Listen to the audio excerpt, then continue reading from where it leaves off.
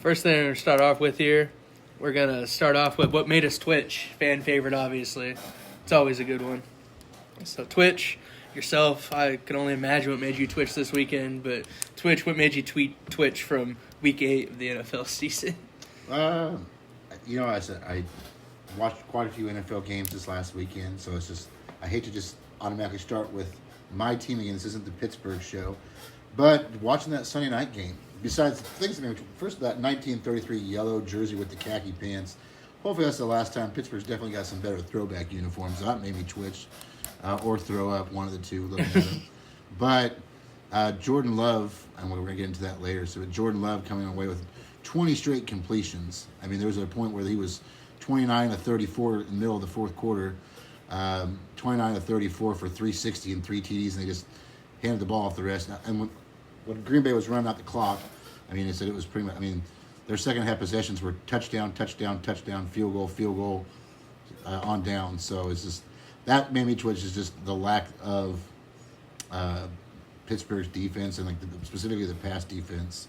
So I'll throw this out there. One statistic I heard just after the game on Sunday was, or after the games I should say on Sunday, was Pittsburgh now is giving up the most yards. They're the 32nd ranked pass defense, so worse in the NFL.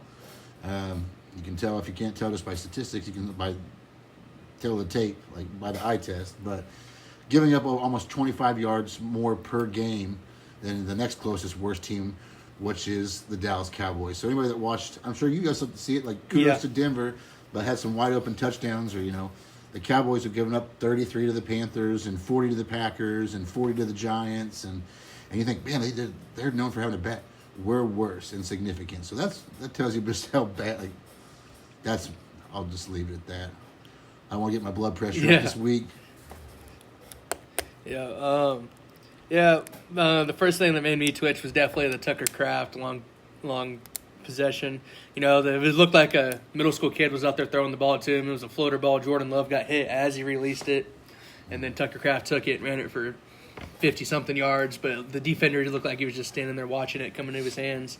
Yeah. But I don't want to steal Twitch's thunder there. So what made me twitch was the Bengals giving the Jets their first win of the season.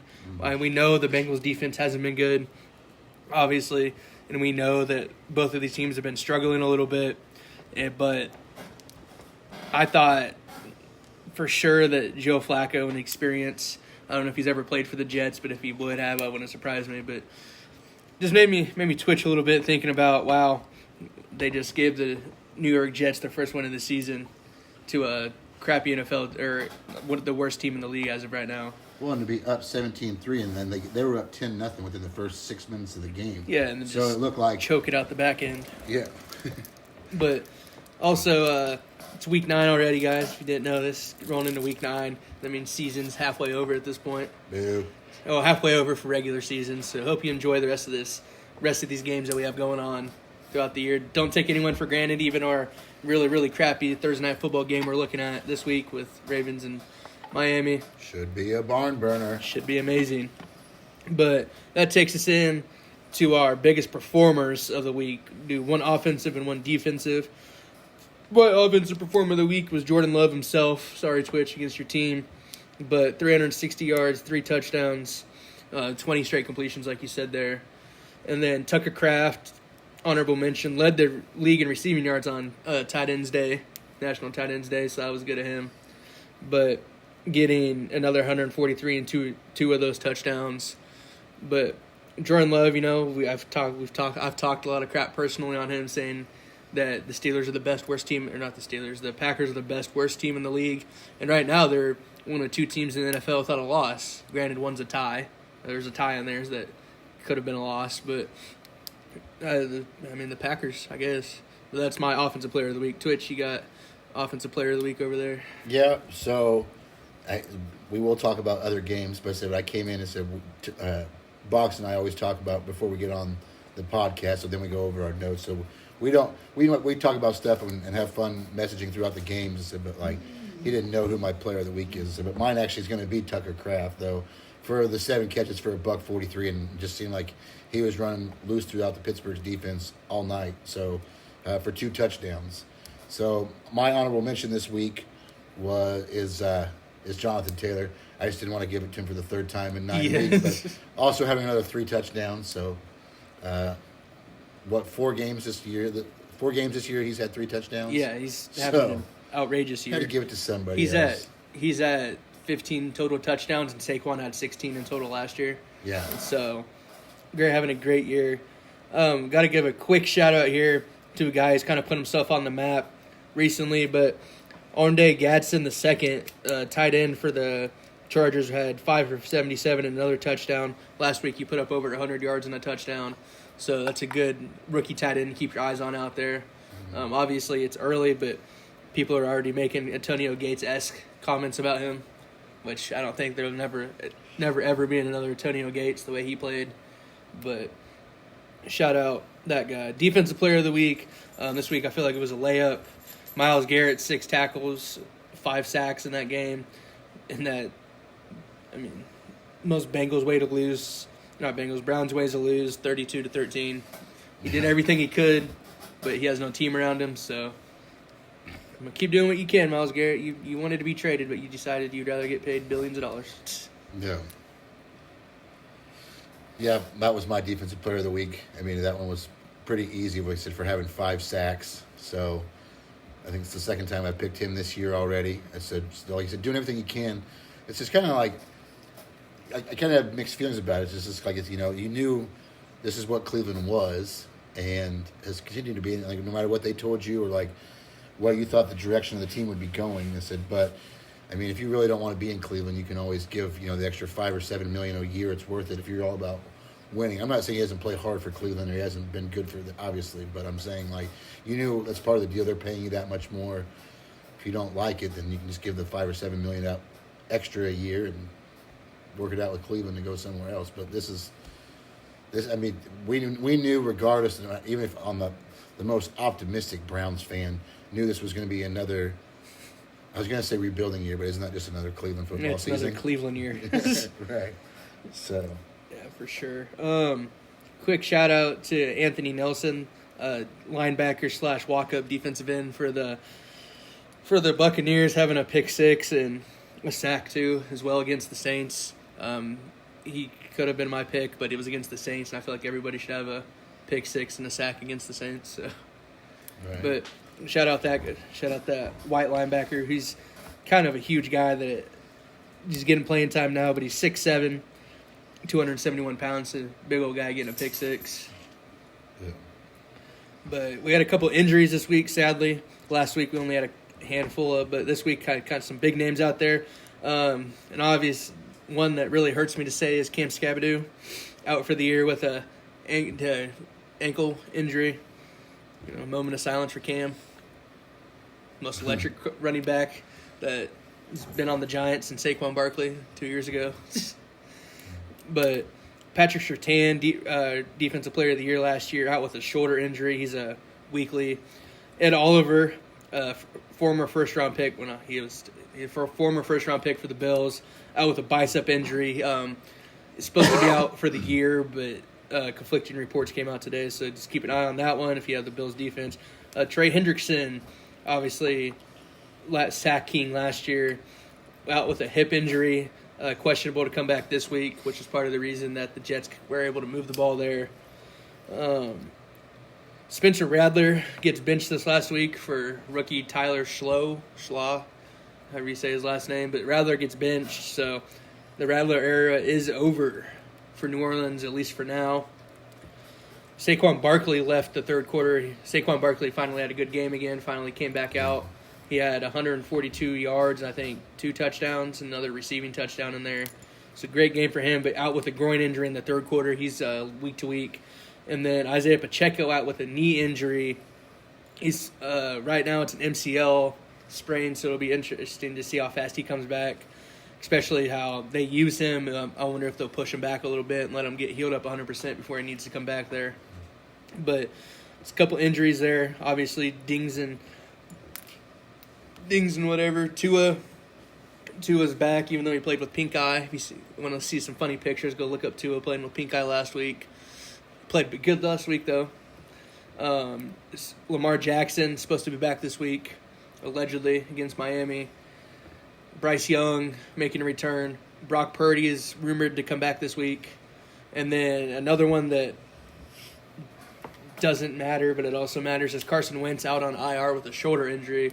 So that solidifies J.J. McCarthy for sure coming back this next week. It seems like they'd be kind of kicking the can down the road on that one, which I don't know if it's lack of confidence in him or what was going on. But no, J.J. McCarthy will be back this week to start for the Minnesota Vikings. Yeah. So, not nice, but quite a few injured guys. So if you're on your fantasy team out there, and be on the lookout for that one.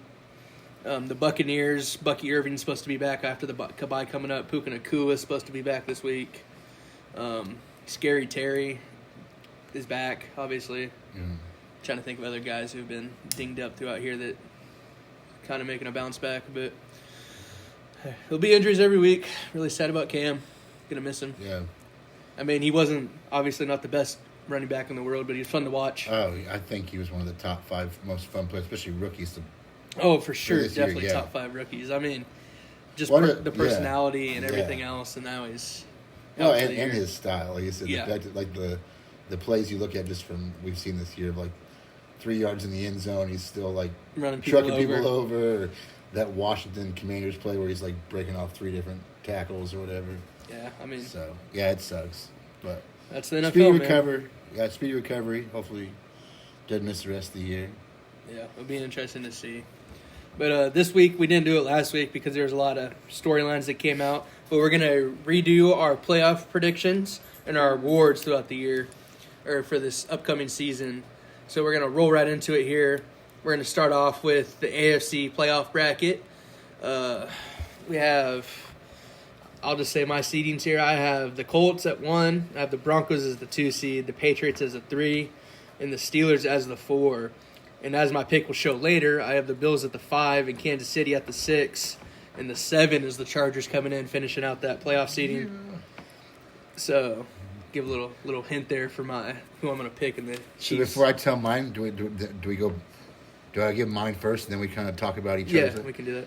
Okay, so, because the last time we did this 4 weeks ago when we were out at Shannon's compound, I said my teams have changed a little bit. I said, like you said, we're doing an actual seeding today. Last time I don't think we did seeding. Yeah, we just listed our teams we thought we'd make it in. But I've got the Bills going to finish with the 1 seed in the AFC, then followed by the Colts, the Chiefs, the Ravens, the Broncos, the Pats, and the Chargers. We'll get into a little more in-depth later, talking about these other teams. But I feel like the Chiefs are the better team, and I feel like in a couple of weeks that the Chiefs will beat the Colts. But already having 3 losses, and with the Chiefs schedule, what they have remaining, and with the Colts, I don't know if the Colts are going to lose 3 or 4 more games. So really the margin of error. Anyway, I have the Chiefs, the Ravens as winning the division, the Broncos at the 5, the Pats at the 6 seed, and the Chargers now is the team I exchanged out. Sorry, Steelers or Jags or any of those. Yeah, you're Texans guys. I'm going with out of the teams of mediocrity. I'm going with the Chargers there. In the NFC, we've got a lot of the same list, at least through the first 3. I've got the Lions. I have confidence in that offense and like the pressure that defense creates, and I don't know when they're supposed to get some of these secondary because they have a really banged up secondary. Yeah. But I think in the next couple of weeks and after their bye, they'll start getting people back too. So, Lions at 1, Eagles at 2. Those 2 will be, I think, neck and neck all the rest of the season. And really, in my eyes, the 2-team race in the NFC as far as like home field advantage. Yeah. But the Bucks, I like them to get some players back. I said they're extremely banged up, and so it's just going to kind of can Baker keep them afloat. But I like them at 3. The Seahawks at 4. So my divisional winners picked that's the 3rd different divisional. The 3rd time we've done this.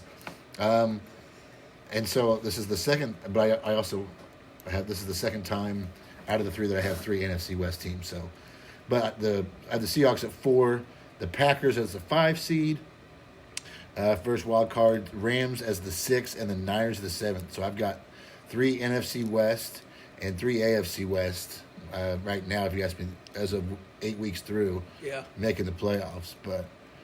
My first question for you is so we have all the same teams. Obviously, the one major difference is You still got the Steelers winning that division and holding off the Ravens, huh? Yeah, I think the Ravens, obviously, they have a little bit of a lighter schedule the second half.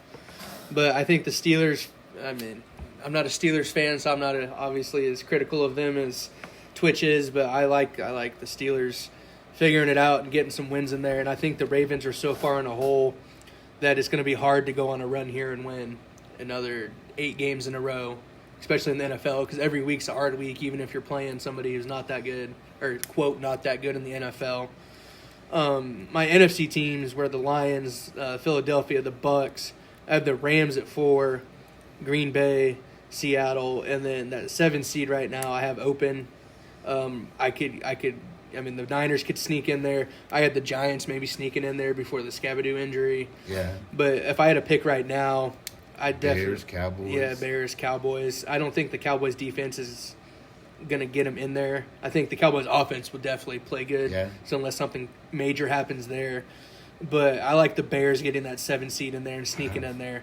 That offense is starting to click. That Bears defense is playing pretty good football. I mean, obviously, they lose last week. But I think the Bears sneak in there. So I have 4 teams out of the North in there. But Green Bay's good. And I think Green Bay's up right now. So if the playoffs started today, Green Bay would be the 1 seed in the NFC. But I think the Lions end up catching them down the stretch here. They already have the tiebreaker over them. What's great about it, what you kind of hinted at earlier, is Green Bay is actually the 1 seed.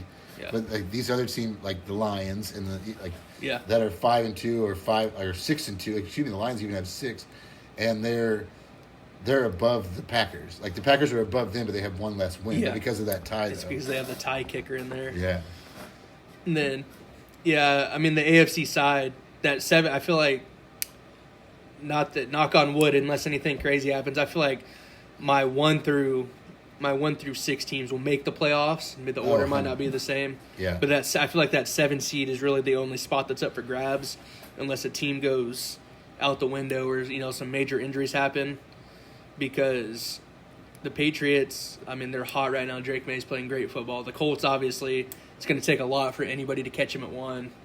The Broncos are playing good football. The Bills are going to be playing good football. Kansas City's obviously set to go on a run here and get back to a 10-win season, if not better, with Andy.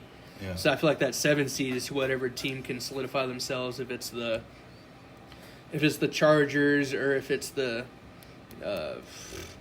I didn't write it down. Like the Jags can come out. Jags or the Texans recover from their the slow Texans start. come out there. So it'll be interesting to see who grabs that 7 seed. I feel like the NFC is a little bit more open because all those NFC West teams still have to play each other at least once. Yeah. So I feel like there'll be some losses there, and there might be only one NFC West team that makes it in if the Cowboys can go on a run, or if the Bears can go on a run and the Vikings can maybe figure it out, or any of those fringe teams in there. So. Right. But I'm excited for this so far. I mean, it's been a great season so far. There's a lot of good teams. Yeah. There's been some bad teams that have beat good teams, obviously. But that would take us into our picks here. We're going to save MVP for last because obviously that's the most intriguing one, I guess you could say. But my offensive player of the year right now, I have Jonathan Taylor, 850 total yards, 12 touchdowns, another 280 and 2 touchdowns through the air. My reserve guy or my backup guy would be James Cook. James Cook's having a phenomenal year as the running back for the Bills at 753 and 7 touchdowns. And then Twitch has the same, Jonathan Taylor. I mean, it's hard not to pick him. He's had a great year so far. That run game for the Colts has been unstoppable. Well, and I think as great as they both have been, I feel like that Jones is a good complement to Jonathan Taylor. I think he's the star that what makes that whole machine run. You could say one or the other, but I think it's because of like Jonathan Taylor. And again, we always talk about, unfortunately, that the MVP basically usually turns into who has the best quarterbacking year, statistically. But and the 3 times that over the last how many years that I don't even know, over the last 25 years or something like that, that were not quarterbacks that won MVP. You're looking at LaDainian Tomlinson. You're looking at Sean Alexander during their 37 touchdowns. Where right now Jonathan Taylor, like I said, 4 touchdowns or I'm sorry, 4 games where he's had 3 touchdowns, at least 3 touchdowns through 8 games. So right now he's on pace for 29. So maybe that outside shot, there's every year to do it, but there's been other guys that have gone over 2,000 yards and stuff before. But yeah, I mean, just we're talking on pace for over 1,800 yards, 29 touchdowns, and like I said, every week he's got, total yards. He's got 170 total yards and 3 TDs. He's having great games. So yeah, it's hard to pick against Jonathan Taylor. Only way I could see Taylor losing it if it's not to Cook is Jackson Smith-Njigba leading the NFL in receiving yards and touchdowns. He was on a bye last week, and he's still up 100 yards on the next closest receiver, which is a crazy stat. And the Seahawks are having a great year, obviously. Darnold's up there slinging the rock around. So it'll be interesting to see what that race really comes out to. Because I think Jonathan Taylor is for sure the favorite right now. FanDuel has him at minus 250, so that's that's crazy odds for this early in the season. Yeah. But rolling into our defensive player of the year, I have Byron Young, defensive tackle / edge rusher for the Rams. He has 9 sacks, leads the league in sacks right now. I'm having a great year. Obviously, Myles Garrett will be in that conversation by the end of it. Myles Garrett's good. Micah Parsons is still the favorite to win. And then, obviously, I hope my boy Nick Bonito will be in that top 3, having a great sack year so far, a couple interceptions. So, defensive player of the year will be interesting to watch, see, especially because now it's getting colder out, so teams will be more, it's when people step up and start playing football. So I'm interested to see how that one shakes out for sure. Yeah, I've had Myles Garrett from the preseason, so I'm not going to jump back now after that 5-sack performance last week. The 2023 Defensive Player of the Year. I'd be interesting to see what Aiden Hutchinson, how he's played. Like I said, Micah Parsons being the favorite, really had that rocket fast start, then kind of disappeared for a couple games. Now, the 3 sacks against the Cardinals and then against Pittsburgh on Sunday, like Micah Parsons has been everywhere. So very well deserving. Where I'm looking at Hutchinson and Parsons, one of the other guys in the NFC North. But I think at the end of the day, I think Garrett having 10 sacks with still 10 games to play, I think that I'm not jumping off the horse now. So yeah, there's no need to. Right. Myles Garrett's still out there. Rolling into a comeback player of the year, Daniel Jones is obviously the favorite to win it. Twitch has Daniel Jones as his, but I like Dak Prescott winning it, coming off an injury last year. Oh yeah, Dak's having an amazing year. Amazing as he can be with what that defense is playing like. And I think he pulls it out because he has 2 wide receiver ones. Not to hit a sore subject there for Twitch, losing his second wide receiver one. But, the CD Pickens relationship is blossoming. And then having a good run game with Javonte Williams has just been amazing for him. So I think the Cowboys' offense, as much as I don't like to give the Cowboys praise, that offense is high-flying. They just need to shore up the defense, and they'll be a dangerous team nobody wants to play. Yeah. No, and I said that's a good pick. And I said we talked about going back to Aiden Hutchinson again on the offensive side, the defensive side of the ball. But I'm going to stick with Daniel Jones just because I said I do feel like this is sustainable, and I feel like just off my prediction through 8 weeks, I think the Colts are legit, and I think there's enough of a cushion there where I said again I think Kansas City is the better team. That's crazy to say because the most consistent and best statistically has been the Colts, but I just feel like by the time they get to the end of the year, who's like your best, our best, I just feel like Kansas City or Buffalo is still just a tad better, but we'll find out. Like that's the thing, the Colts have games against them so they can prove it. But that being said, Daniel Jones has been, like I said, just as much an equally important to that team as Jonathan Taylor. The Colts offense, this is the highest scoring Colts offense. I don't know if I said it in the podcast or was that talking us to. I don't remember. I don't know if I repeated this in the podcast. I apologize, but highest scoring offense in Colts history for the first 8 games. So you think about all those offensive years of Peyton Manning, and even after that, Andrew Luck, and even Marshall Faulk back in the day. If you want to go back to Jim Harbaugh when he was, the Colts so far this year, have either got a touchdown or a field goal on over 60% of their possessions for the year. So, and I said that Daniel Jones is playing really, really smart, good football, and after being kind of like some of these other guys like Darnold and Baker, is just kind of ridden out of New York and blamed for a lot. And that's the thing that I also like to hear. Sorry, not to spend too much time on it, but I like seeing all these guys like Saquon Barkley and guys that play with Daniel Jones that are giving him his flowers, or like really like happy to see him do well. Just like this, they talked about kind of teammate and how he wasn't getting a fair shot, and he's showing it. So anyway, Yeah, very much so. Sorry, let's get to the bottom line. Like we talked about at the beginning of the year, like as a potential comeback player of the year, and we talked about like the Colts might be like better than what people thought. Yeah, nobody thought this. They'd be though. 7-1, be the number one team so far in the NFL. So Hell no. Nope. I will gladly take that on the chin and say I did not see the Colts coming out this good. I'm pretty sure the only person that I actually heard say the Colts are going to be good is Pat McAfee, but he's obviously biased because he played for the Colts. He's in Indiana. Right. It's the only guy I ever heard say, "Hey, Colts are going to be good this year," but he says it every year. Right. But rolling into our offensive rookie of the year, last time I said Jackson Dart is my dark horse because he just started his first game after that point, and we didn't know if he was going to be good or if it was a fluke.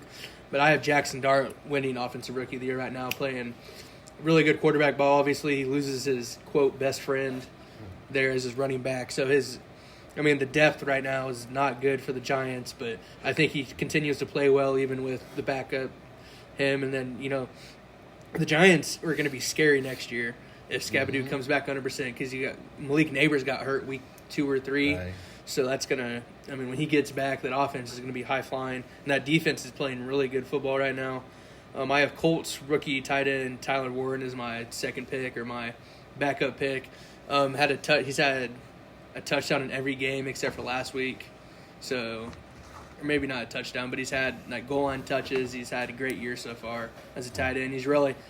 He's another – like we just talked about the Colts is another – key piece in that offense making it run because of Jonathan Taylor run, his play action game to Michael Pittman, who may or may not have had the catch of the year last week. It was a good catch. It was a crazy catch, pinned it against the defender's arm to get possession. But I really like Tyler Warren as my secondary pick. If Dart, kind of falls off here with losing all these guys. Sure. It's funny that you said it because Dart was we have a lot of the same stuff. Yeah. But just because of the position he plays and the opportunities that he has and how well he's played, they said we'll find out a lot more. It just sucks all the way around just because there would seem to be good chemistry and what's got to be brought for that offense.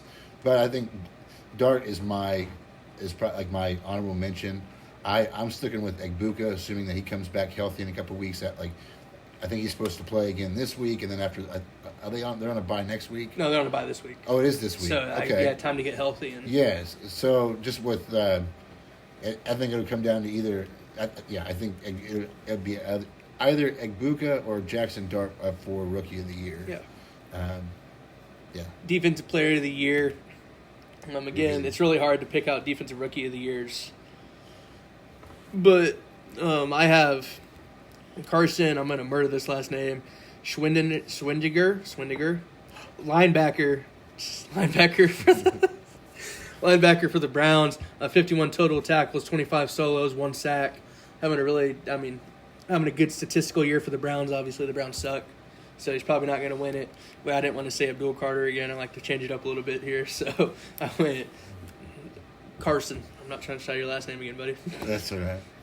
I went Abdul Carter for the Giants defensive end, just because I feel like most of America, for the Broncos game the week before and both Eagles games, and playing the Chiefs this year, so got to see a lot of Giants games. But it just seems like he reminds me a lot of like that Justin Tuck, O.C. Umenora, defensive end, tall, lanky, big guys that can get the pressure and collapse the pocket. So he's definitely you notice him. Yeah. So as far as making an impact year one, he's my defensive rookie of the year. Rolling into coach of the year, I think this year is going to be a layup. Shane Steichen, obviously, Colts coach, turning them around from what it was last year to what they are this year, gunning for the number 1 seed. Even if they don't get the 1 seed somehow, I still think he still wins Coach of the Year, unless Harbaugh can somehow turn around the Ravens and go on a crazy one and make it to the deep playoff run. But I still think Steichen still gets it just because of what he's done up there in Indianapolis. Yeah, I'm copying yours again there. Yeah, I mean, that's just You see, again, like what we just talked about. Nobody had the Colts, and like you look where they are statistically, and like 90% of NFL fans couldn't tell you who the Colts head coach was before the start of the year. To where, especially if they stay at this pace and they finish like a 13 and let's say a 13-4, 14-3, like okay, Andy Reid's won it before. Like the only other people I see is like maybe, like a Dan Campbell or something like that if the Lions go on a run. Yeah. But maybe the Seahawks coach if they get a higher than a 4 seed in there. Right. But I mean, the turnaround for the Colts this year has been crazy. Yeah. And hate to keep talking about the Colts, but hey, they probably won't win this. Like probably win it this year. So, but obviously the two things we got to talk about, I feel is like for Sean Payton and your Broncos and Mike Vrabel and turn the Patriots back around. Yeah. Like talk about just probably not going to win the award. Probably not going to like go to the Super Bowl. Who knows? It's anybody's game, but just I feel like deserves honorable mention as far as like just great. I feel coaching jobs this year. Yeah, very much so. But that takes us to our most important pick, the MVP, quarterback award of the year. Yeah. As of right now, Mahomes is favored on FanDuel to win it. Josh Allen in second. And I'm taking Josh Allen to go back-to-back MVPs. I think Josh Allen beats I'm giving my pick away already, but I think Josh Allen beats the Chiefs this week, and they get rolling again, they get hot. And I think that the Bills make a deep playoff run. And I don't think, Mahomes has won it before. He might win it again. And I've regretted betting against Mahomes, but I'm betting him against Mahomes here. Give me Josh Allen, MVP. So it's funny that you say that because my first 2 times, I believe I had Josh Allen as my MVP, and we're getting way ahead of. We're ruining for the game of the week. But yeah, I know, but still. But I do feel like the Buffalo at home is going to probably win that game, but just the way the pace and like, I feel like Kansas City's been the best team over the last month, and I think they're just figuring it out, and then. We're going to find out over the next month for Kansas City. They have it all right there in front of them. They have what we think will probably most likely, even with the Colts only having 1 loss, decide the AFC who's going to have home field advantage for the AFC Championship between the Bills and Chiefs. If he wins that, then after their bye week they play at Denver. So if Patrick Mahomes takes care of that, I mean, you can't get ahead of take care of one before the other. What I'm saying is you're talking about okay, well who's got the best chance at the beginning of the year? The Bills. And then you're like, okay, well, who's the best team in the AFC West? Then if the Chiefs take care of the Broncos, and then after that they play the Colts. So then here's the Colts, here's the up and coming sexy pick. So if Mahomes goes against, here's the team that's going to beat us in the AFC Championship game. Here's the team that's supposed to beat us in the AFC West. Here's this week's hot thing. If he goes in there and again, just like he's been his first 7 years as a starter, he's been the Michael Jordan where he doesn't let any of them eat. So I'm not going to be shocked. Like I said, I actually have the Bills winning this week. Look out! You could Patrick Mahomes, the way he's played, and how hungry and how much they're on the same page. If Kansas City goes on a run, especially if they go 2-1 in that stretch and just run the rest of the season, I feel like it's Mahomes to lose. Yeah, I feel like he's on that kind of mission. Yeah, I mean he's definitely after the embarrassing loss last year in the Super Bowl. I can only imagine what a player like Mahomes, how the offseason went for him. So. Yeah. Mahomes could easily win it. I mean, he's a dog, obviously. Yeah. He's been to the AFC Championship, if not the Super Bowl, every year in his career, minus his first year. So, I think he gets tired of that's the old Tom Brady, and in the sense that you get tired of every year somebody's 2 or 3 quarterbacks that are better than him. It's wait, did I not go to the last 3 Super Bowls? So. Yeah. Yeah, they're definitely dynasty status now. Yeah. Brady's still better, in my opinion, but. It's because Mahomes isn't 40 yet. Right. But that's our predictions of our playoff picture and our award winners. If you have anything different than us, or like to drop a comment down in the section below and tell us what you guys think was, who you have winning MVP, or if you think any of our takes were crazy or any teams that weren't going to make it. But we're going to take a quick break here. And then we're going to get back to you. Give us some love on the comments. We're begging for comments for weeks. We had some great topics. Don't have to like it. Show us a pulse of this show. Don't even have to like it. Just drop a comment. Right. Even if it says, go Steelers, or like Finn last week, Bengals winning the Super Bowl. Whatever you want to say in there, go for it. rolling into our recap a couple games. We're going to recap 5 games for you here, starting off with the arguably the upset of the week. The Jets getting a win over the Bengals, which I don't know if you can really call it an upset because both teams are down in the trenches. But Justin Fields goes 244 and a touchdown. Breece Hall, 133, 2 touchdowns. Breece Hall also having a passing touchdown in there, so, emptied out the bag there to get it done. Justin Fields is the only quarterback that's played, I think, all 7 games, or played at least 7 games without an interception. So, Justin Fields has been playing decent football. His team sucks, obviously. Joe Flacco had himself a decent day for old man Flacco for 233 and 2 touchdowns. P. Ryan, Samaje, old running back, been in the lead, played for the Chiefs there for a little bit, leading the rushing attack with 94 yards and a touchdown. Chase Brown, another 73 and a touchdown. Jamar Chase having 12 receptions for 91 yards. The rest of the receptions went 1 to T. Higgins, 3 to Noah Fant, 3 to Chase Brown, 1 to Tanner Hudson, and 1 to Samaje P. Ryan. So I think the Jets were able just to take away. They didn't. You still get 12 receptions. It's a lot of big time, but I think Joe Flacco was force feeding him again. But shout out the Jets for getting the first one. Aaron Glenn getting his first win of the year. Don't really have much more to say on this one. Shout out the Jets. This is our yearly talk about the Jets until we talk about first round draft picks. So, Jets are 1-7. Probably gonna be 1-8 next week. Well, yeah, I guess the 2 bright spots would be, like you said, over the last 2 weeks, Jamar Chase having 28 catches for 260 yards total. But, offense has obviously looked a lot better. You think about, and granted, Denver's got a top defense.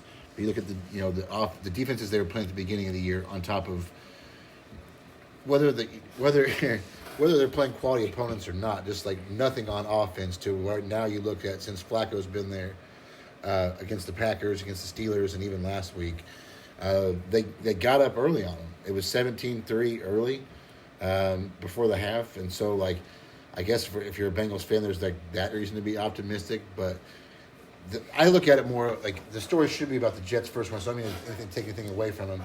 Neither one of us, because of the Burrow injury, have Cincinnati making a serious playoff push. But definitely not out of the realm. It's possible, especially how well they played. Go figure, our defense. But to start off the way they did, this is what Flacco did a couple of years ago against those middle of the pack type teams. He was getting those wins for the Browns when they snuck into the playoffs a couple of years ago. So this is one where it's okay, the Bengals aren't world beaters, but a game they should win, and they're up 17-3, and their offense is looking so much better on a day where Pittsburgh ended up losing. If Cincinnati gave up that game, they could have had their 4th win and be back a half a game on Pittsburgh. Yeah. Had they won that game and they were up on that game. Good news for us for another week at least. But like you said, kudos also to the Jets, and like I said, I feel that rightfully so that Fields was benched for not playing well. I know he didn't have a ton of weapons. And Breece Hall is about the only one it seems like that's playing consistent or playing really great, trying every week. But for Justin Fields to be benched and then come back and then to respond that after being called out by his GM the week before, kudos to him to be able to keep it in that situation and get a comeback, get a win in the NFL. I feel like Fields never got a fair shot in Pittsburgh. I don't feel like he ever got a fair shot in Chicago. He says all the right stuff off the field, and so I feel like he's just a good guy. It's a good moment for him after the kind of season that it's been. Them looking terrible and having less than 100 yards offense a couple weeks ago in London against Denver and stuff like that. So kudos for Fields for being able to put up 39. But if you're a Bengals fan, I definitely feel like you shit the bed on that one, because after losing 4 straight and being 2-4, I said with knowing what we know now, with Baltimore getting the win and they're supposed to have Lamar Jackson back, and with Pittsburgh getting another loss, Cincinnati had an early lead against a winless opponent at home. You look at them, they could have been right there and right at the top of the AFC North, and that's the whole thing. It's if Cincinnati can be right there with those other playoff teams, till December 11th or 18th, whatever it is, the last 2 or 3 weeks, and just give him a shot with Joe Burrow. So, anyway, that was my take from the game. Kudos to the Jets. Yeah, good job, Jets. Rolling into a game that I lost my pick on, but Twitch hit. 30-16, Baltimore Ravens get their second win of the season. Feels kind of crazy saying that this late in the year that the Ravens are only picking up their second win. But with Lamar Jackson out, we'll start with the losers here. Caleb Williams, 285 and 1 touchdown, or 1 interception. DeAndre Swift, 45 rushing yards, and he got a tutty in there. Rome Odunze, who's quietly having a great year, wide receiver up there out of Washington, 114 yards. DJ Moore kind of coming back, who has been kind of quiet this year, for 73 yards. And then rookie tight end Colton Loveland, 38 yards. So, I mean, offense is still kind of clicking. But, I mean, Baltimore just kind of back what we said. I think we both said it. I definitely said it a couple of weeks ago of why are the Ravens playing Cooper Rush when this kind of offense is not designed for an immobile quarterback, which I feel like Tyler Huntley, Snoop Huntley, whatever name he wants to go by today, is a good. He's obviously not Lamar Jackson. You're not going to find another Lamar Jackson, as a backup. But he's a good substitute who can run the ball. He possesses that run threat for Derrick Henry in there. Well, that style offense. Yeah, that style offense just fits that kind of, the mobile quarterback better for sure. And Cooper Rush, no offense to him, is not a mobile quarterback. He'd be great in a Minnesota situation or, I think he could be good in a 49er situation, but he's just not. Yeah. The offense is not built for a true pocket passing quarterback. But Baltimore gets the win with Tyler Huntley going for 186 and 1 touchdown, another 53 yards on the ground. Derrick Henry had himself a day with 71 yards and 2 touchdowns, getting back in the zone again finally. Zay Flowers, 7 for 63. Rashad Bateman, 2 for 51. So Bateman, 2 big catches there, averaged 25.5 yards a catch. So, I mean, the offense was clicking again. Obviously, the Bears are the Bears still. Who knows? I mean, they're good. Ben Johnson hasn't playing good, but Baltimore also, their defense was back. I was wrong last week that Kyle Hamilton was still going to be out. He came back last week earlier than expected. Kyle Van Noy, I don't think he was back. Yep, he was out this week. Yeah, he was still out. But didn't Roquan Smith came back? Yeah, Roquan Smith came back and led the team in tackles, and Kyle Hamilton was second in tackles. So, I mean, it just shows how big of a piece those two guys are. And once they get Kyle Hamilton back there, be ready to be dangerous again.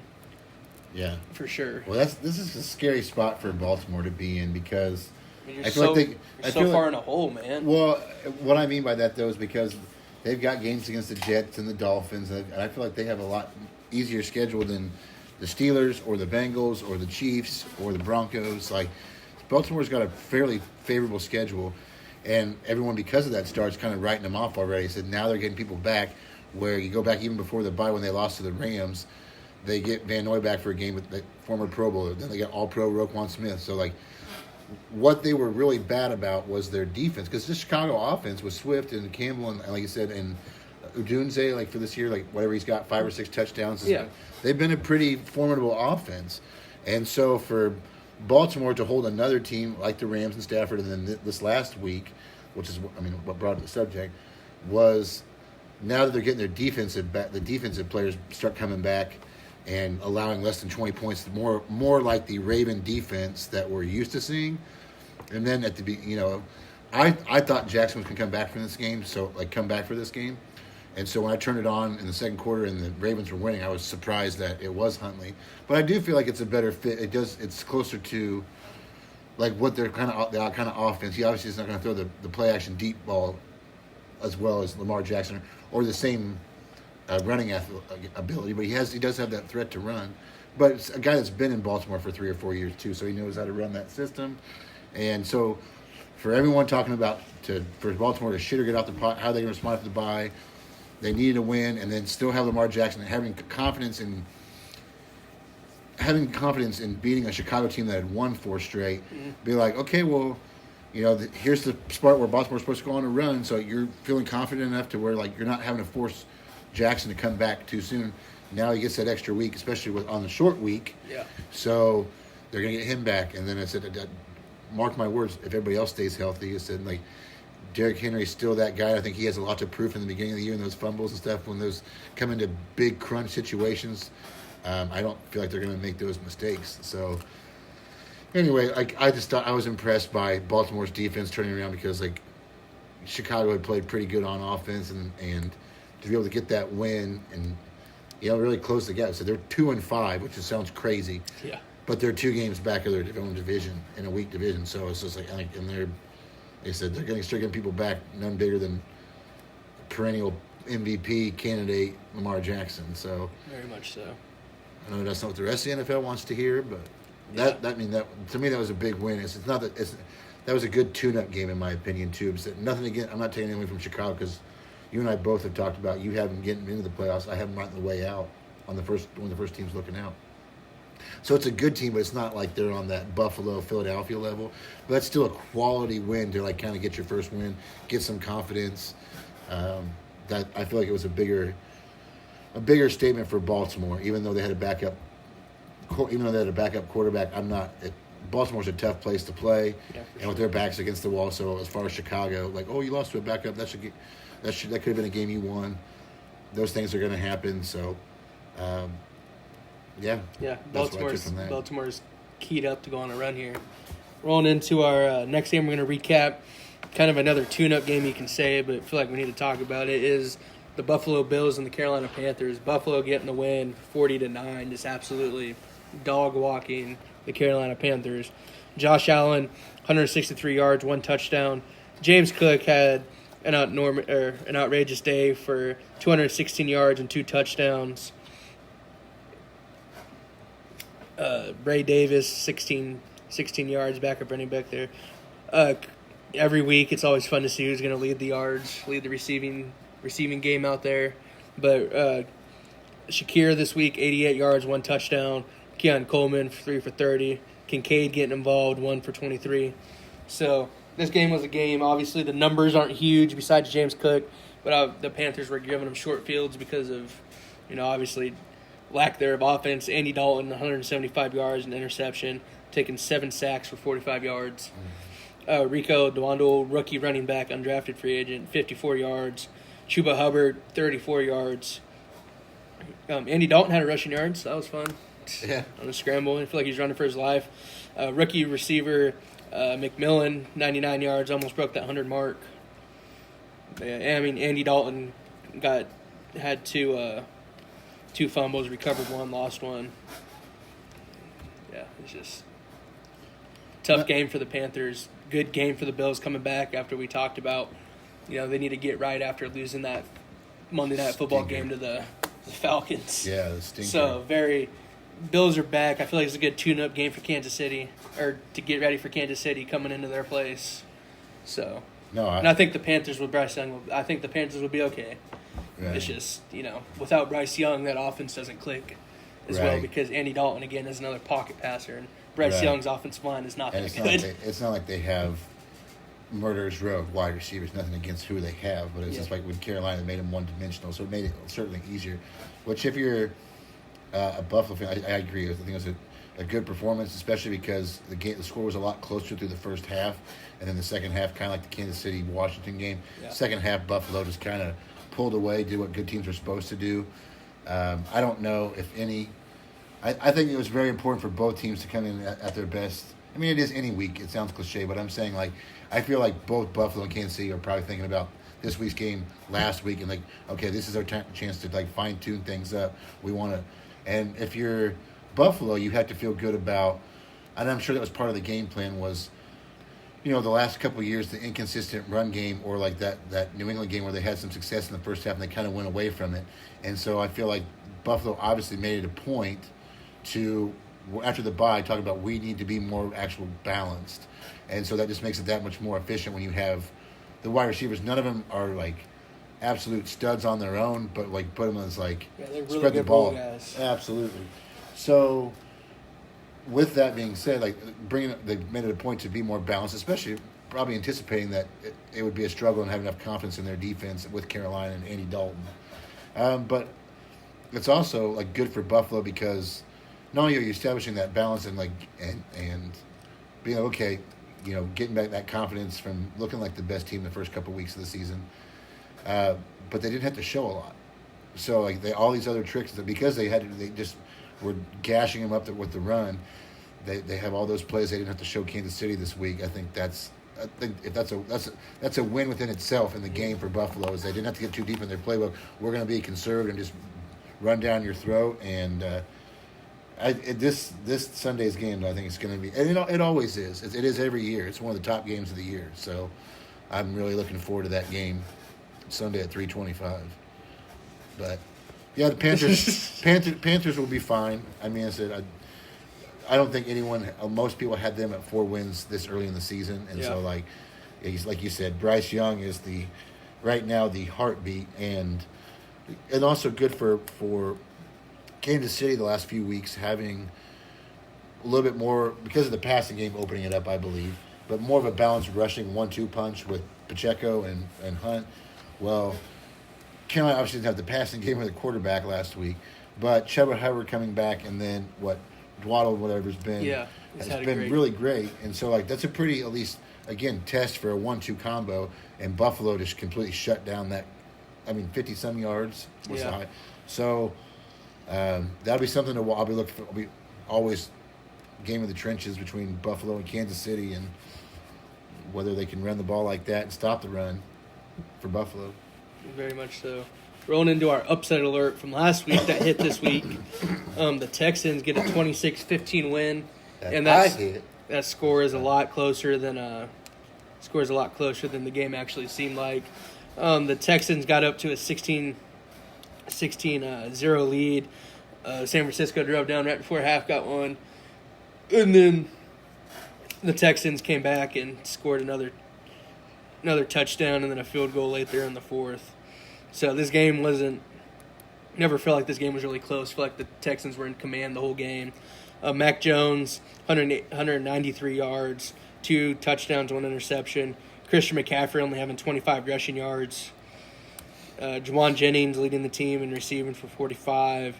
Kendrick Bourne for 44. George Kittle getting one of the passing touchdowns for 43 yards on National Tight Ends Day. But C.J. Stroud really had himself a good game besides an interception. He had 318 yards, 2 touchdowns, obviously that 1 pick.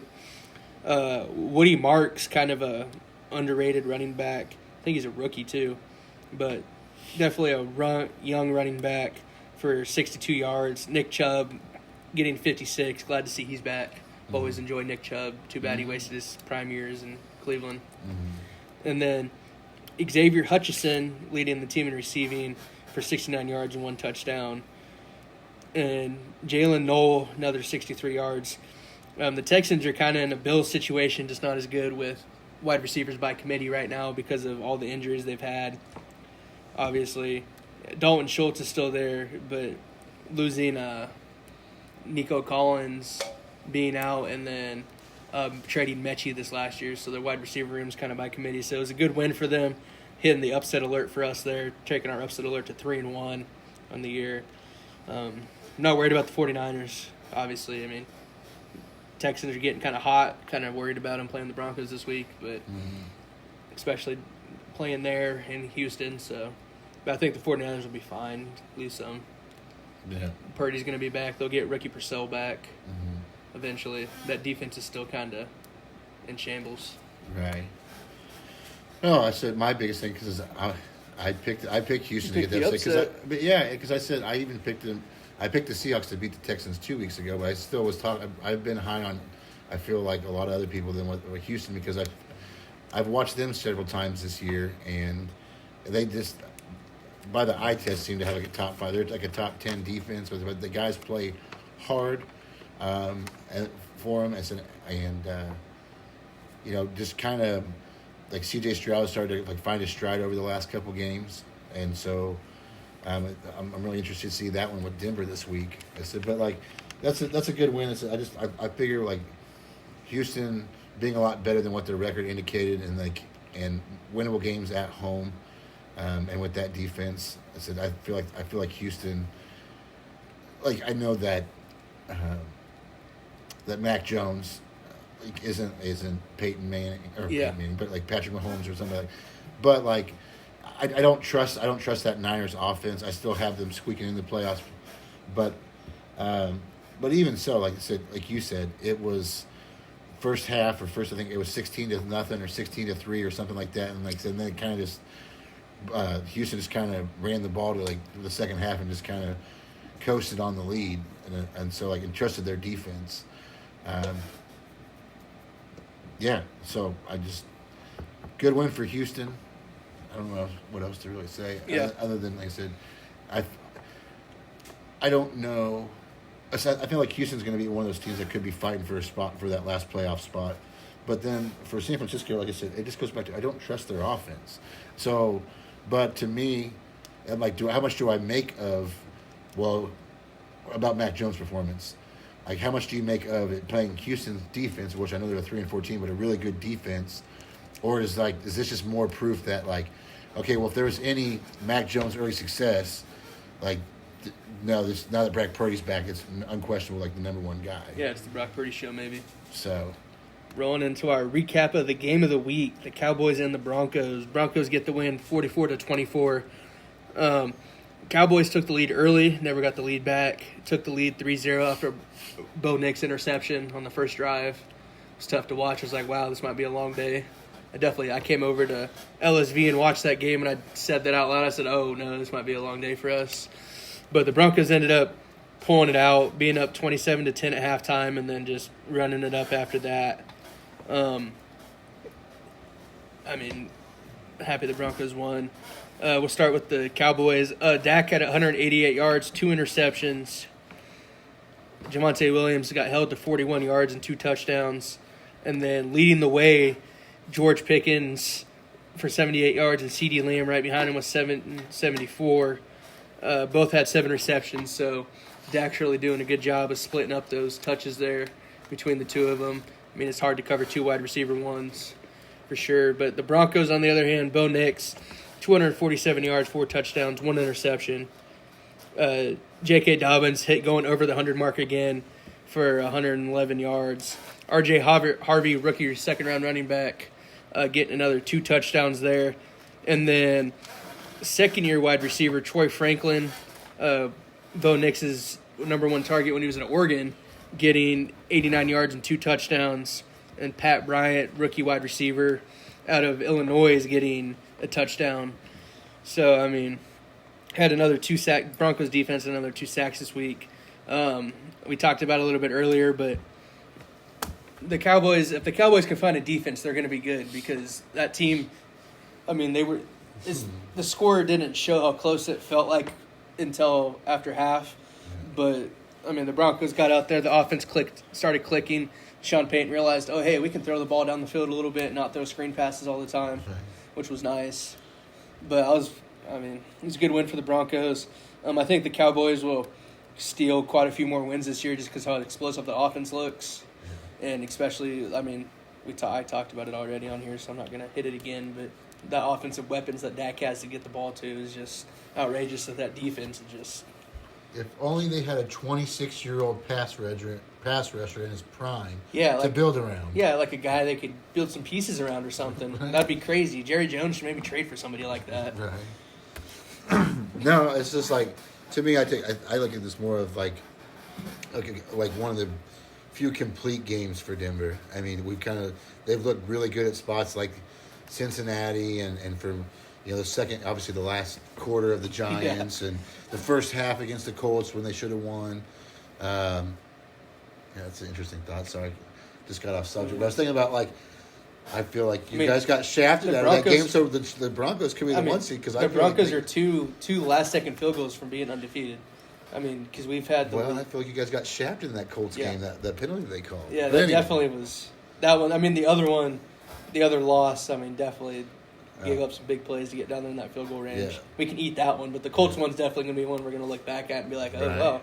Yeah. We're literally one bad call away from being undefeated. But I feel like that was the first time we've seen, with that crazy, ending last week and putting up 3 points. Like, you talk about the Broncos now putting up 77 points in the last 5 quarters of football. Yeah. So... we already know what that defense has been the last 2 years, top 5 in about every category. And now you piece that together because even putting up 24, Dallas got a late touchdown to like bring Joe it closer. Milton threw the touchdown. Yeah, so it was like to basically hold that Dallas, the number one offense, in check, and then they said now Denver's offense I feel like they started figuring it out over the last 2 weeks, 3 weeks, whatever it's been since that disastrous game I guess there was a game in between that, but that one where they only scored 11. Yeah, they found a way to win. The London game was right. No, we don't want to talk. That didn't happen. No, but I did end up. I was the game I was most like looking forward to at 3 was the Broncos game, and so I watched that whole game. But it was just like you said, with Nick's throwing the early interception and Dallas moving the ball, you're like, okay, what kind of afternoon is this going to be? And then it was just after they had that first touchdown to the left side, that long running back run. And then, like, the nice play where Nick scored the second touchdown where he scrambled to the right and then threw it right to the middle. I mean, guys were just wide open. Yeah. But kudos for Denver for having that balanced attack. And, you said CeeDee Lamb and George Pickens. But having George Pickens, having that 1-2, they still got their numbers, but they kept him out of the end zone for the most part until it was late. Yeah. And so, to me, I said, I thought it would be a lot closer than that. And we both had Denver winning because both of them. I didn't know how great because of Dallas's defense. Yeah, very much so. I do keep that in mind a little bit for Denver's offense, but that was a good performance. Still, that's what you're supposed to do against a bad defense, and like the most complete performance of the year. Like it was impressive. They were in control. Yeah. They were on fire the whole game. In the throwback unis. Yeah, I do like the Orange Crush. The Orange Crush throwback unis is my favorite. But good win for Denver. It said Dallas. I wouldn't have said it as much as I hate to admit it. I do think they'll be fighting for that last playoff spot. But if anything, their defense is going to keep them out of it.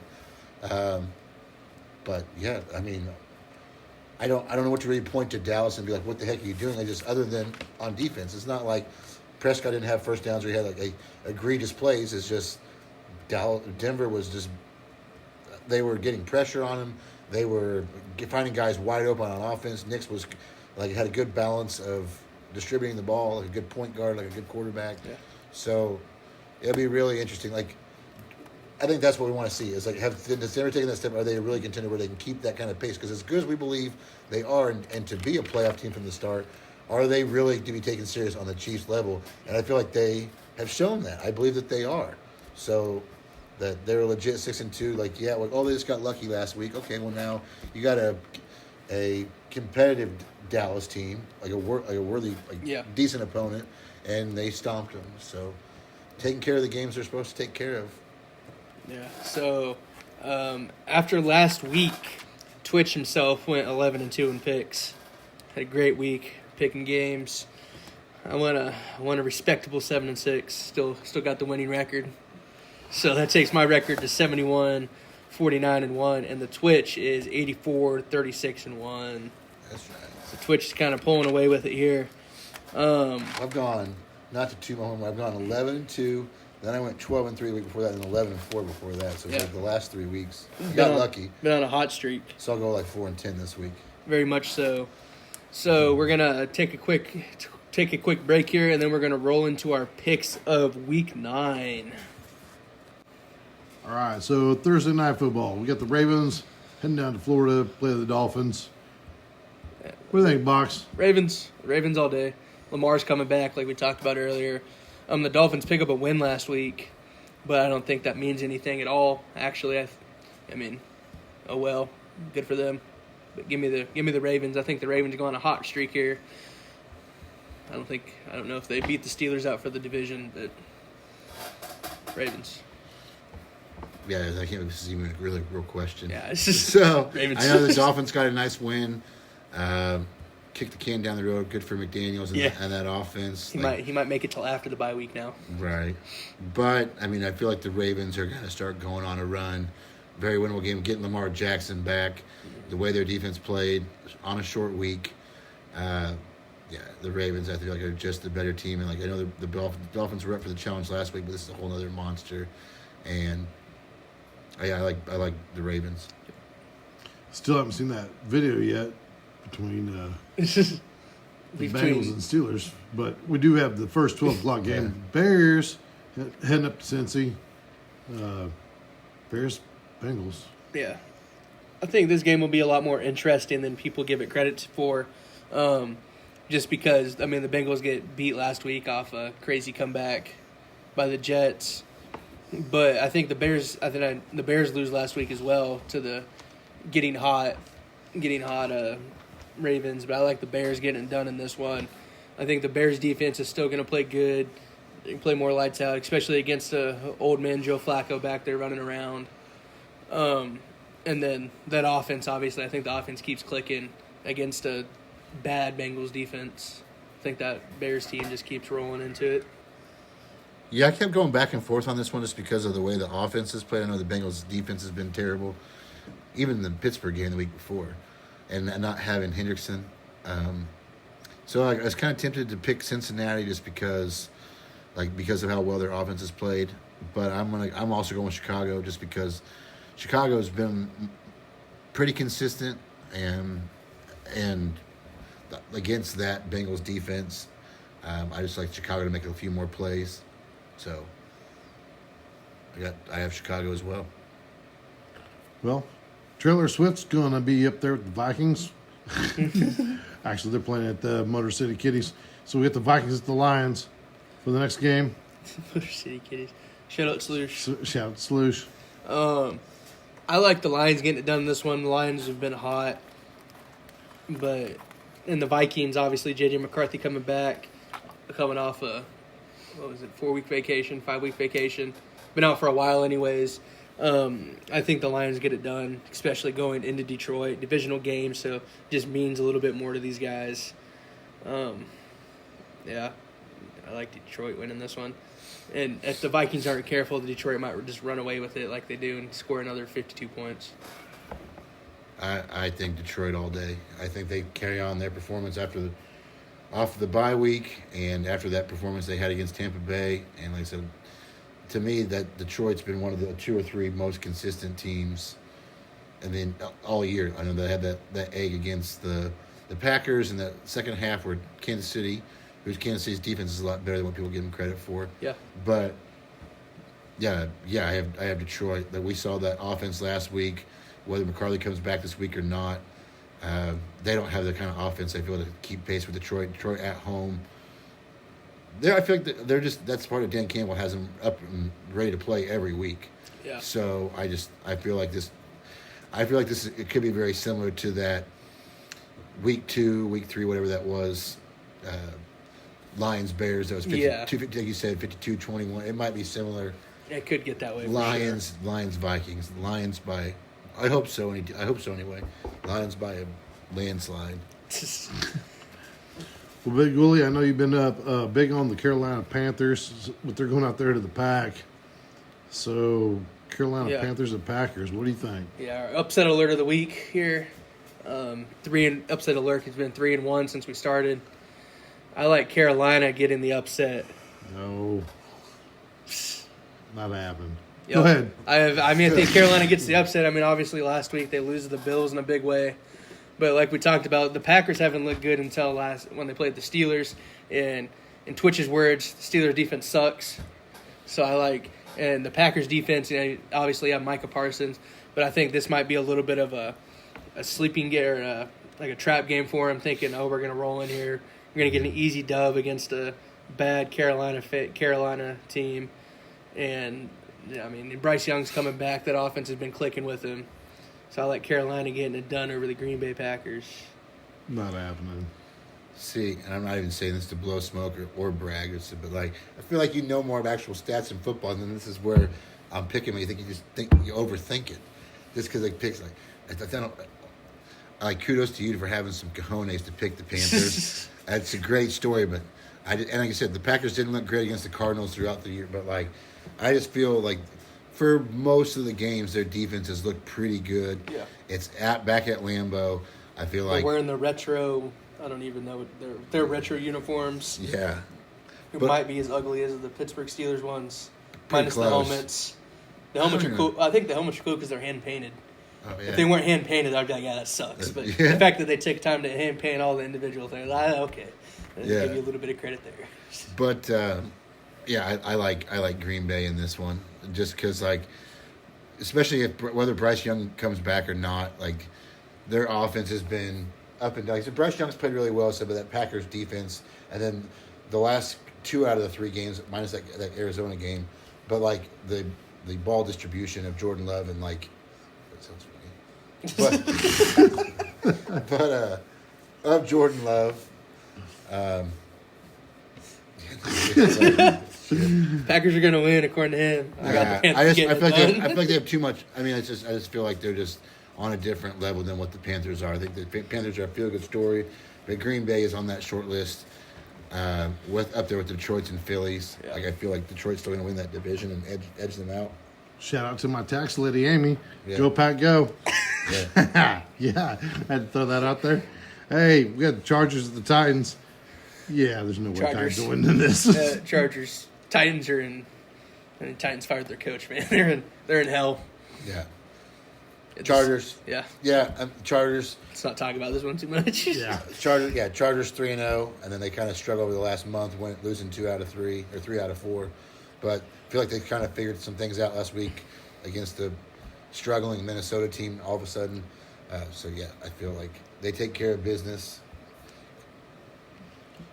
Trying to keep. Well, they know they have to keep up with the way Kansas City and Denver are playing. Yeah. So. All right. Well, Falcons and Patriots. Who knows what Falcons team they're going to roll out there? Obviously, Kirk Cousins gets the start last week. Penix with a later in the week knee injury after we recorded. But, Kirko came out and absolutely shit the bed against the Dolphins, Yeah. out of all teams. But I like the Patriots getting done. Patriots have been hot. I think this week maybe the Falcons play a little bit more competitive football. I mean, Bijan Robinson's still there, Drake London, Kyle Pitts. Like, they still have some guys. And the Patriots' defense is good, but by no means they're not world beaters by any means. And they've also been playing some lower-level tier teams. Sure. But obviously, I like the Patriots in this one. I think, Falcons don't get back for 28-3 this year. Maybe someplace down the road, but not anymore. I think it was their best chance to beat the Patriots. Yeah, that definitely was. So, Patriots, I won't overthink this one either. I just don't trust the Falcons. The one time I picked them last week. But, no, the Patriots winner of 5 straight, including Buffalo during that stretch. But then other than that, like you said, more bottom-tier competition, but still taking care of business where they needed to. That defense is playing really well. Drake May's having a really great year. Stephon Diggs being back 3 or 4 weeks, they found a chemistry there. And so, yeah, Patriots. Yeah, I mean, there's not really. I saw something today that there are, the Patriots actually finally relevant and finally good again, that there are kids in preschool that have never seen the Patriots play in a Super Bowl. So it's just good to, after all these years, to see the Patriots be good again. That was sarcasm. Kids in preschool, never seen the... Right. All right. Enough It's of not that. It was a joke. It was not for real. I know. No. Jesus. 49ers at Giants. Scooby-Dooby-Doo. Scooby-Doo is going to be out. That's why I have the 49ers getting this one done. I feel like, obviously, the 49ers offense has been struggling a little bit, but Brock Purdy's supposed to make his comeback this week. With that being said, I mean, the Giants' defense we talked about is good, but without Cam Scabadoo, I feel like Jackson Dart's going to be too depressed out there to do anything actually important or do anything world-breaking, and with it, I don't even know. I don't know, what but to those say. memes this week have been good. Yeah. All the wheelchair memes. I mean, I've enjoyed it, yeah. I mean, obviously, we already talked about Cam. Sad to see him go down.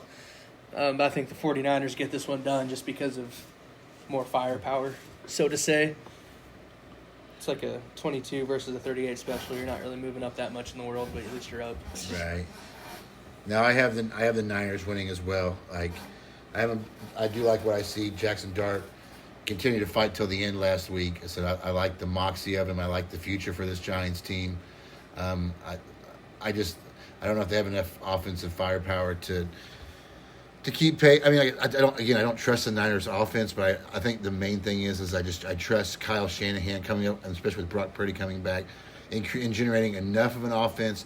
I know that San Francisco's defense is also being inconsistent because they're missing their top 2 players for the year, in Bosa and Warner. But overall, they've been holding teams within around the 20 range. I don't know if the Giants will hit that because I feel like that offense is going to take a step back without Scatterboo for what he gave, even just the energy level. So I feel like it'll be a hard fought game. New York's played better at home than on the road. So I like Dart to maybe keep it competitive for a while, but just the experience, and we're talking about two teams that are pretty banged up.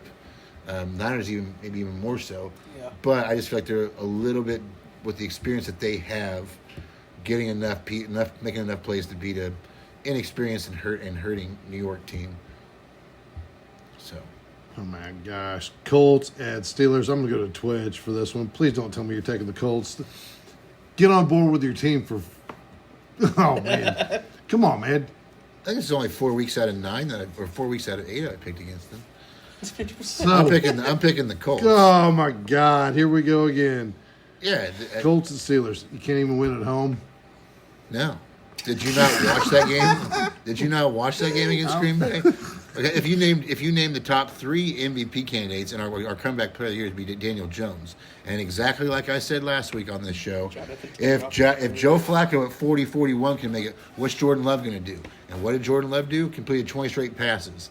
So Daniel Jones has played better than both of them. I'll take the Steelers for you.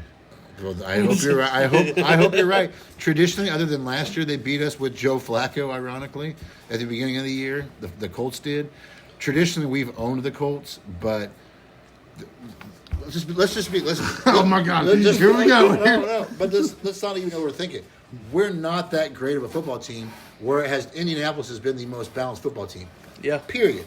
They're a good football team. We're with the true competitive teams, true contenders over the last 2 or 3 years. We've gotten dominated. Do I think we'll get dominated? No. We have Aaron Rodgers. It's at home.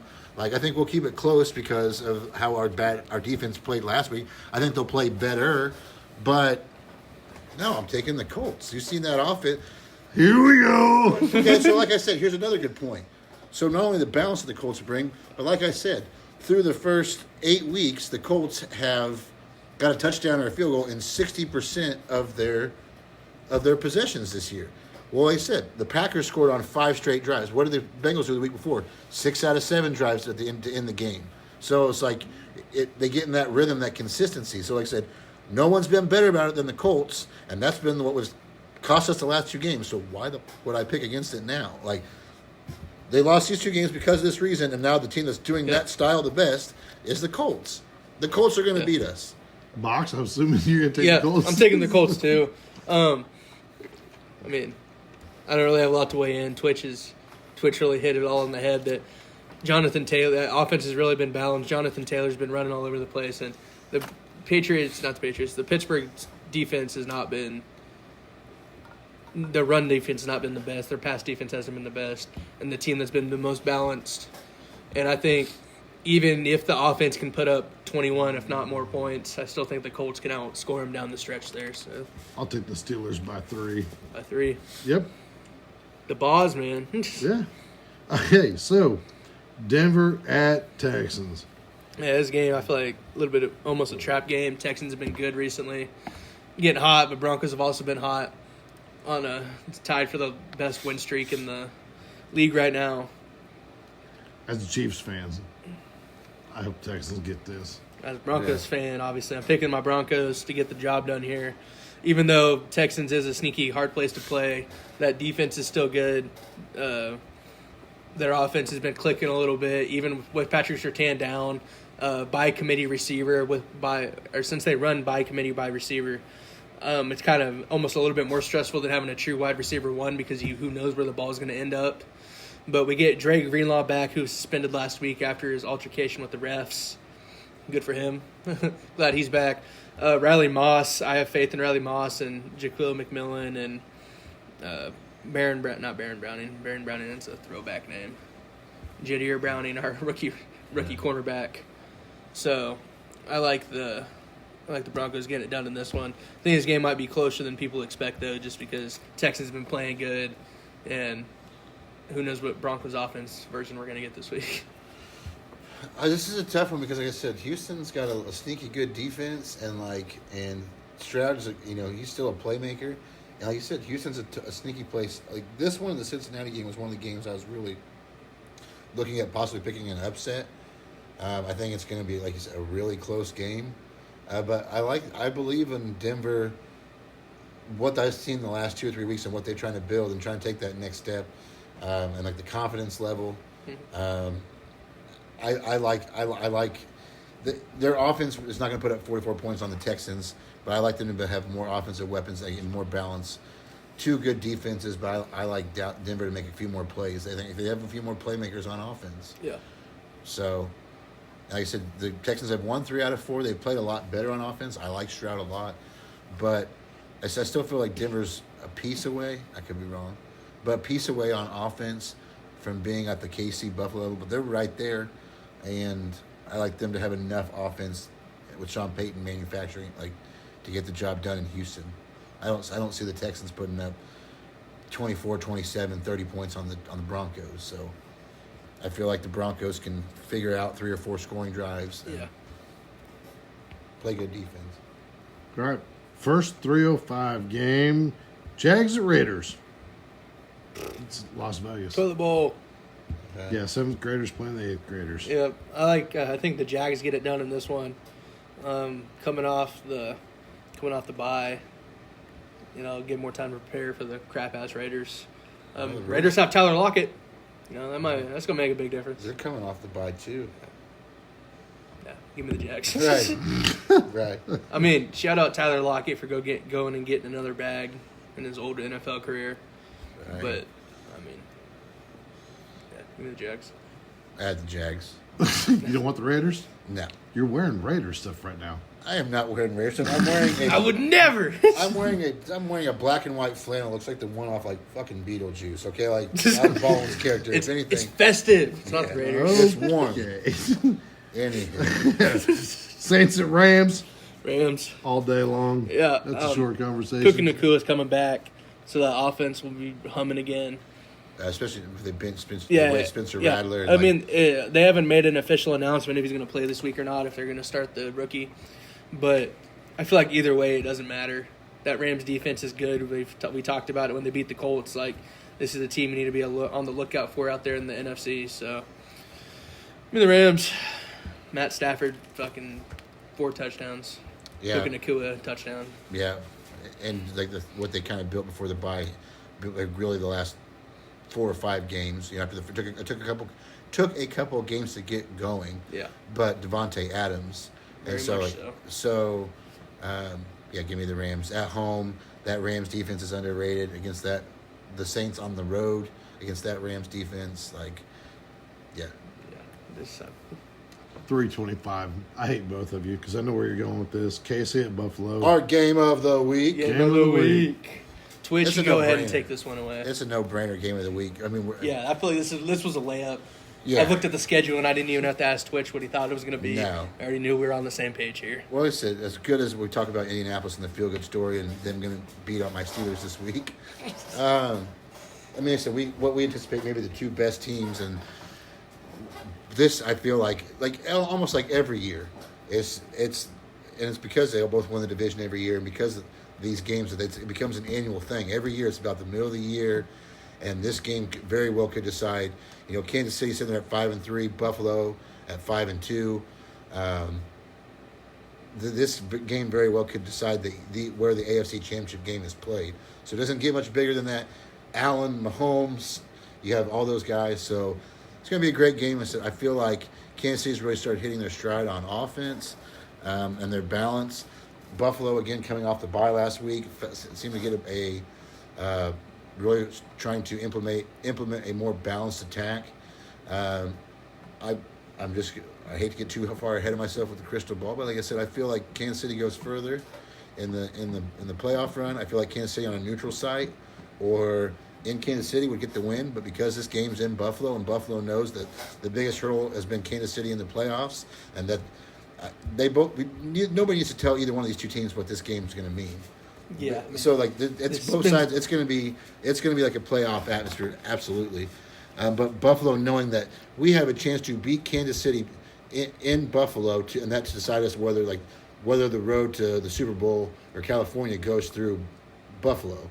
And so, like, I feel like Buffalo finds a way to get it done. Like last year, it was down all the way to the wire, and then Allen had that 3rd and 8, 3rd and 9 run and shotgun where he ran it for like a 20-some, 30-some yard touchdown.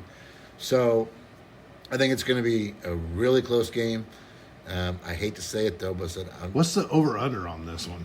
I'm looking it up I right was now. gonna say that. It's set at 52.5. Oh, my gosh. yeah. I'll take the over on that all day long. Yeah, Even I if you're- mean, yeah. Even if you're not a Chiefs hater, or if you're not a Chiefs fan, or like necessarily Chiefs Bills fan, like I said, if you're able to watch this game, and I can you call yourself a football fan and not watch that game at Yeah. 325?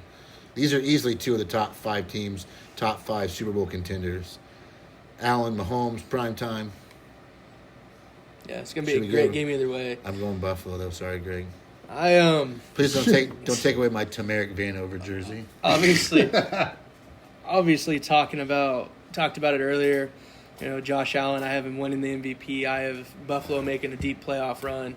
And as my pick rolling into really when Twitch started talking, I had Buffalo. But the more I think about it, every year, Yeah. Kansas City's always lost to Buffalo in the regular season, and they get them in the playoff runs. But I think this year the roles switch, and I think Kansas City wins on Sunday. I think they beat them up there in Buffalo, and then in the playoffs, Buffalo is going to roll into Kansas City and get that win. Yeah, kind of a double-edged sword here. my But I feel like these games are always going to be split. I mean, obviously it's going to be a shootout game. Mahomes is going to bring his A game. Josh Allen's going to bring his A game. But with Pacheco being, I'm almost talking myself out of it again. With Pacheco being out in that run game, but I think the Chiefs have him just enough. Did you watch Kareem Hunt run the ball this week? Yeah, Oh, my God. doesn't matter. He's old as shit. Well, I guess they'll just have to lean on. I didn't say this because as I'm picking Buffalo, but I guess they'll just have to lean on Rashee Rice and Xavier Worthy and Juju Smith-Schuster and Hollywood Brown and Yeah, I think Travis Kelce and Noah Gray. I think the Chiefs get this one done Yeah. in prime time. Obviously, with Yeah. the season they've had, Mahomes has a little bit more of a chip on his shoulder. Hell yeah. And I think he Yeah. doesn't. I think going into a hostile environment, he knows it's a big primetime game, and he knows that they're only a game back from the Broncos, and the Broncos have a tougher game this week. Yeah. So I think, obviously that's not forefront in everybody's head. Let me pencil this in. It's KC. getting a win. Yeah. And I've always picked against Kansas City, but I think KC gets it done. I think give the Bills motivation for the playoffs to get that upset, because the Bills are plus money right now. It's only plus 106. You give $1, you get another $1.06 back. Yeah. So- Well, and as sloppy as that first half was against the Commanders yesterday, exactly. like enough cannot be stated again about always the underlying thing that doesn't get talked about. I feel like enough is just the Kansas City defense. Yeah, I know very they much played so. a crappy Raiders team the week before, but still pitched a shutout, and then they only allowed 7 points last night. And I don't remember the Commanders off the top of my head getting past midfield the second half up until like the last 5 minutes of the second half. Yeah. So, like, the defense of Kansas City has really been playing lights out as well as their offense is fighting their stride, which is why I feel like Kansas City is overall the better team, and they've been the best team over the last month. But Mariota was all right. He was like 21 of 31 for 213 yards and a touchdown. He didn't complete a single pass to himself. I mean, That's a win. kudos for you. Yeah. but I mean, it was. I mean, a nail biter. I mean, in the first half. After that, that was Well, it. that's just Yeah, it. they just Then ran just away put in the- this. Then they just put their foot right on their neck. Score touchdown, knowing that Marcus Mariota's not going to be able to keep pace with that. Yeah, exactly. They did what good teams are supposed to do. So Give me Big Red and Patrick Mahomes to get the win this week. I'm rooting for Kansas City, and I love Josh You're not Allen. even rooting for your Steelers, man. I'm rooting for my Steelers. I just didn't think they were You're going just to not win. picking them every week. I'm not stupid. You're not picking them every Well, week. I'm right. I've been right more than I've been wrong about them. Unfortunately, that is true. is true. that meme though with the umbrella this Yeah. week that you sent in the group checks was just great. All right, well that's all right. Sunday Night Football, Seahawks at. You said red.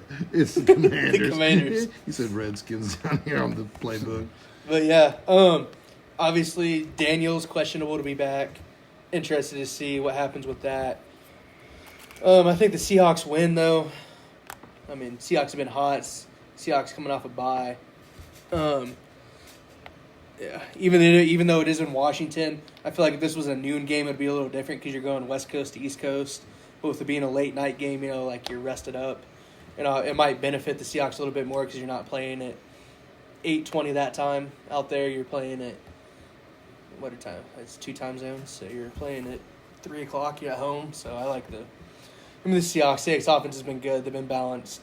Sam Darnold, another guy who Minnesota's kicking themselves for letting go of right now. Yeah, if you're Minnesota, it's just one of those that you almost feel like Cleveland Browns territory right there. Yeah, I mean, because you got to think they also signed Daniel Jones there at the end of the year. Right. And they thought about bringing him back, but like, no, let him go. Right, they let Daniel Jones and now you Sam have Darnold two of the go.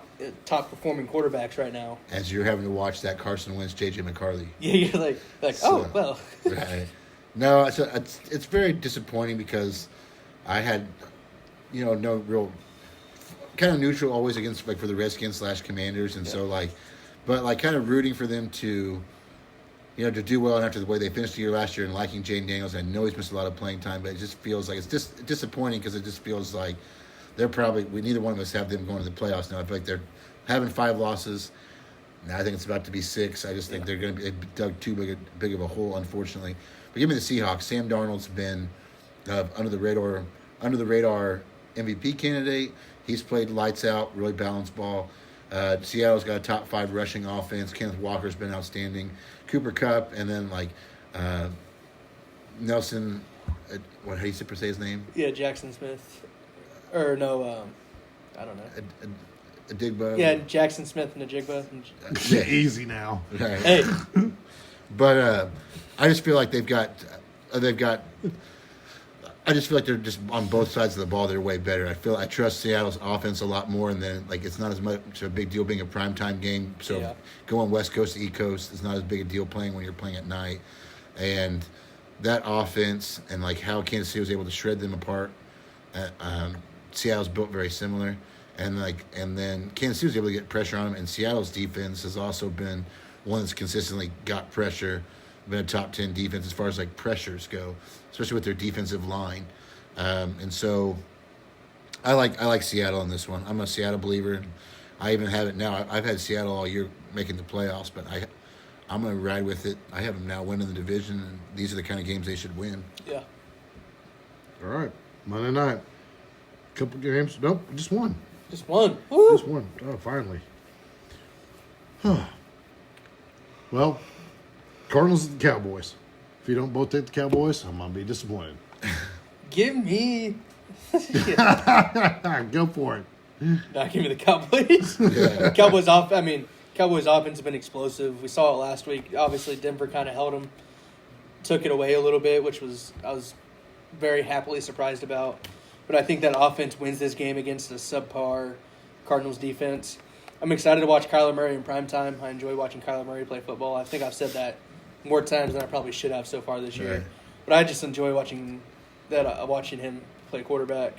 But, that's really the only thing I'm looking forward to. Get to see Calais Campbell in primetime. That's fun. He's still out there playing. For all you people who forgot he existed. Yeah. The guy's a monster. Yeah. Give me the Cowboys. Yeah. Too much Cardinals offense. suck. Yeah, too much on offense. Primetime game in Dallas. It's gonna be Dallas Super Bowl. I think they'll play really well and think that they're on we're prime back. time. We're for real. Even though they just lost by 20 to the Broncos, but it'll be typical Cowboy fans. But no, George Pickens and CeeDee Lamb and that offense, I like to keep rolling against Arizona. Yeah. Sorry about everybody for the parody this week. There's only 2 games that we didn't pick different on, but I feel like this week's kind of a throw-up week. Who's on bye this week? We have the Browns going on bye. Don't think it's going to help them. Eagles getting on bye will help them get healthy. Jets going on bye after a win will be huge for them. And then a huge bye here is we have the Bucks going on bye, which will be awesome for them. So, but it'll be huge for the Bucks. But hope everybody has a great week 9 of this NFL season. Make sure don't take anything for granted. Hope you have a good Halloween on Friday. Whatever people do for Halloween, go trick-or-treating with your kids, or if you're single or not single, but you go do adult things, go get drunk at a party or whatever. I'll be coaching a high school football game. So it'll be fun. But hope everybody has a great week. Hope all your bets hit. Hope we all stay safe. It's getting a little bit colder out there, so don't forget a jacket. sound like your dad out here. But appreciate Greg for having us here. Appreciate Twitch for coming in with some hot Steelers takes and picking against his team again. That's always fun. Yeah.